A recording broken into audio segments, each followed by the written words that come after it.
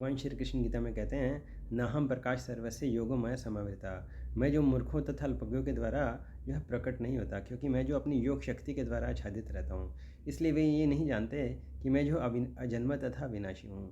इसी तरह कुंती महारानी श्रीमद् भागवत में कहती हैं कि माया जवनी का छन्नम अज्ञाधोक्षजम अवयम न लक्ष्य से मूर्धऋषा नटो नाट्यो धरो यथा।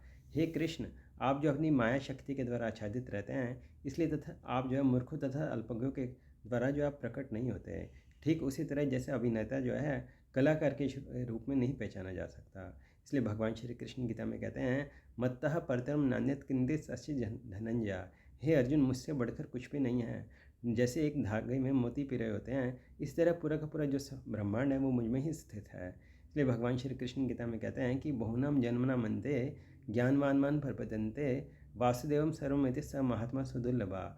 जो ज्ञानी लोग हैं उनको बहुत बहुत जन्मों के बाद ये एहसास होता है कि भगवान श्री कृष्ण वासुदेव ही सब कुछ हैं।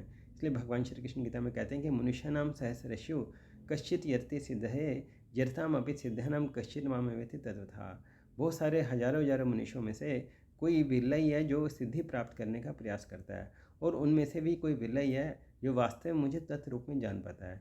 इसलिए भगवान कहते हैं कि जन्म कर्म च में दिव्यम जो जानाति तत्वतः त्यक्त्वा देहम पुनर्जन्म नैति मामेति तो कौन्त्या। हे हे अर्जुन, जो मेरे जन्म और कर्म को जान लेता है वो जो है फिर संसार में वापस ना आकर के वो मुझे ही प्राप्त करता है। हरे कृष्ण।